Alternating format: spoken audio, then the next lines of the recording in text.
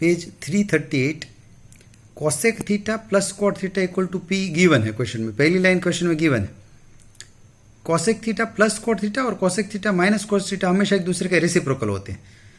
तो अगर प्लस वाला टर्म पी है तो माइनस वाला टर्म 1/p होगा ऑलवेज। ये हमेशा है, कॉसेक प्लस कॉट और कॉसेक माइनस कॉट एक दूसरे के रेसिप्रोकल होते हैं।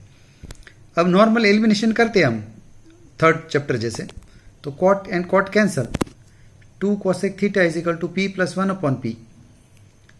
एलसीएम लेके 2 नीचे ले लिया तो cosec theta is equal to p square plus 1/2p। Cosec होता है h/p, hypotenuse upon perpendicular, hypotenuse upon perpendicular.